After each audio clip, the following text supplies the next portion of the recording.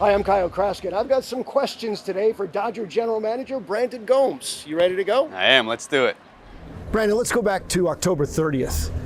The Dodgers beat the Yankees, win the World Series. You could see it on the faces of the players. You could feel it in this fan base. There was a sense of validation, a full season championship. Take us inside the front office here. What did it mean to you? What did it mean to Andrew? What did it mean to Stan that you guys accomplished exactly what you set out to do? Yeah, I mean, I think that's, a culmination of so much work, and then having the 20 World Series, not getting to celebrate it with our fan base with a parade and really get to do that whole thing. So, having won it there, starting to dream about what the parade's going to look like, how much it means to the city and the best fans in all of baseball. So there was, a lot of excitement, a lot of hard work that ended up with that. We get to enjoy that with our families. And then to come out and start to prep for the parade was something we couldn't wait for, and it feels like the city was very deserving of getting that chance finally. And then the very next day, October 31st until now, here we are the week before spring training begins.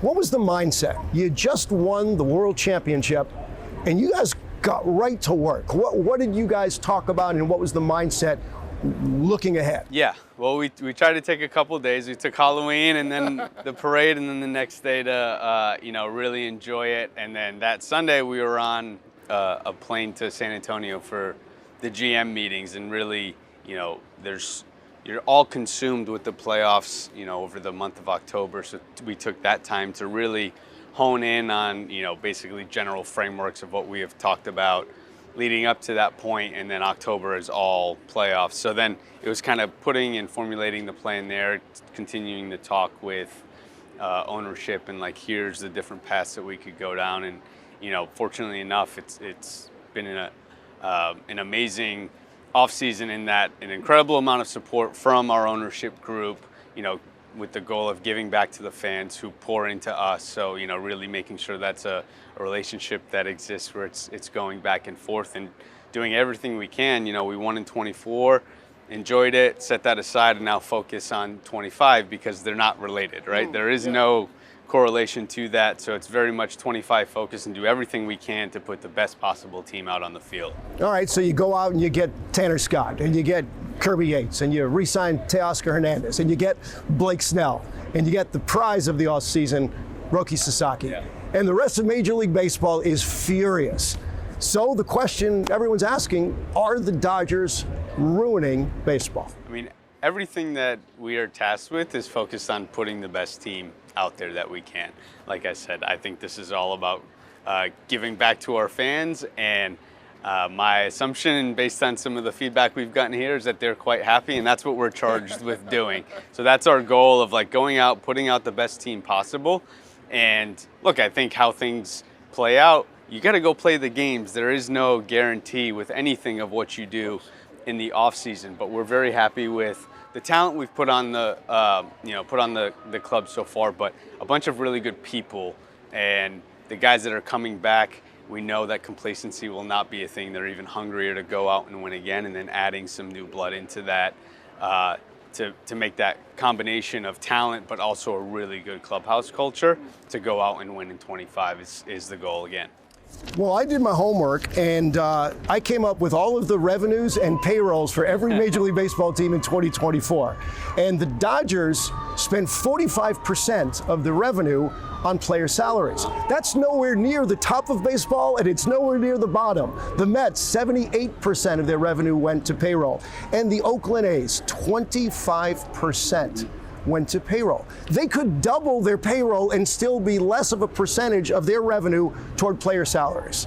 So wouldn't it be fair to say that maybe it's the Oakland A's or the Pittsburgh Pirates or the Miami Marlins that are ruining baseball by not trying hard enough? Yeah, like I said, I don't really know. We're not, focused on what the other teams are doing. It's all about what can we do to put ourselves in the best position right now to win as many games as possible. And we've talked about it this whole offseason of by doing a lot of the things we're doing now, the goal is to get to that trade deadline and not have to go out and do anything. Sure. And that's the goal, most years. and making sure we do what we can on this front end to acquire as much talent as we can and depth, so that we're not looking to go to market in July when things are just a bit crazier. I mentioned Roki Sasaki. He comes on the tail end of Yoshinobu Yamamoto and, of course, Shohei Ohtani. It seems like the Dodgers have cornered the market on the Japanese superstars. How has that happened? I mean, I think a lot of this has come from, even well before I got here, when Stan and Mark first took over, and then Andrew coming here, trying to make this a destination spot of, players coming here not wanting to leave, and then free agents coming here, and a lot goes into that. There's a lot of credit that goes to scouting and player development to continue to make the best out of the draft picks we get, improve our players the most. Major league development guys get there and they feel like they're getting better and hitting, becoming their best possible selves. So a lot of it leads up to that, and consistency of winning, commitment from ownership, stability, clubhouse culture that Doc and the coaches create. So players talk, right? And obviously we're biased and we're going to go out and say, hey, these are the things we're doing, these are the things we're trying to do.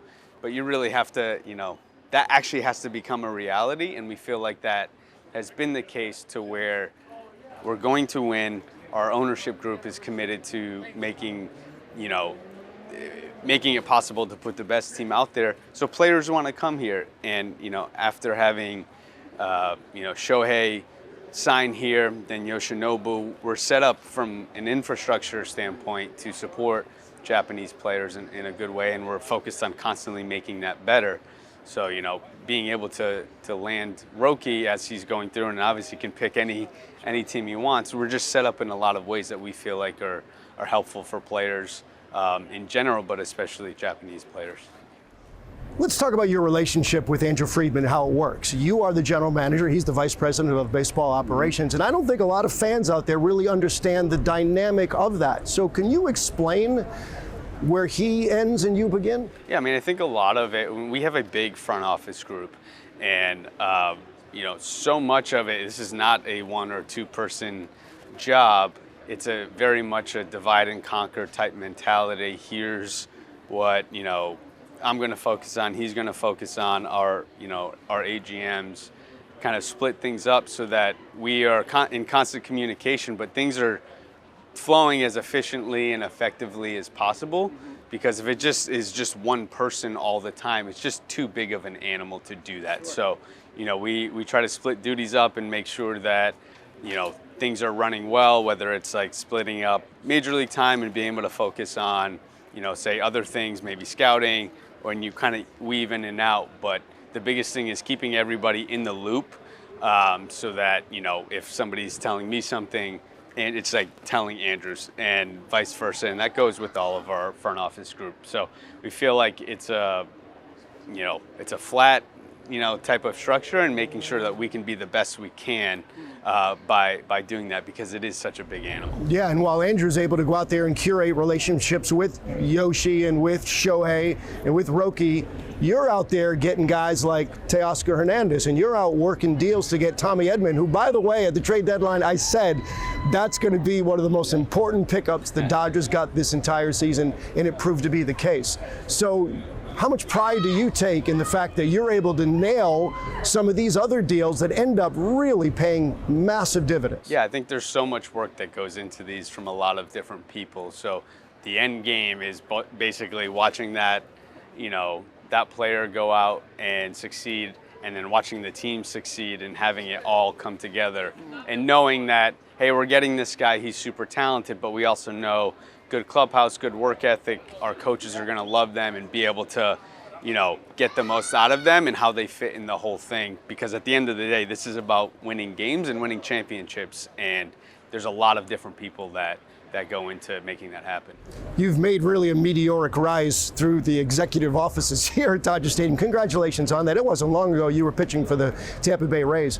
Is there anything you've done now in your relatively young career as an executive, any one thing that you look at and say, that's something I'm most proud of, I was able to pull that off? I think just being part of 2 championship clubs and being able to be with my wife and kids on the parade this offseason was something like you dream of, and you picture what it would be like, and those expectations were even, it was even better than what you had dreamed up in your head. So, this is something that's, everybody works for. Fortunately enough to do it twice now and have that parade.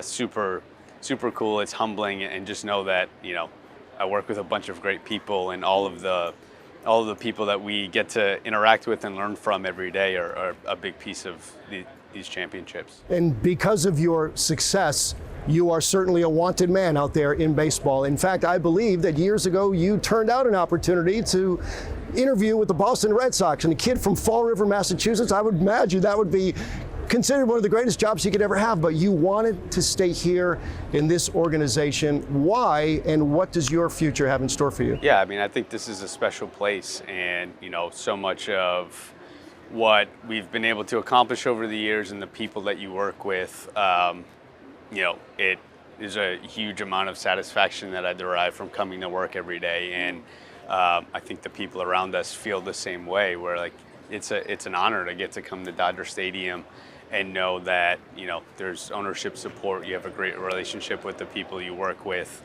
The coaches and players are everybody's pulling in the same direction. So it's very much it's a special place, and it's not anywhere that I plan on leaving. Brandon, it's a pleasure. Thanks. Continued success. Thank you very much.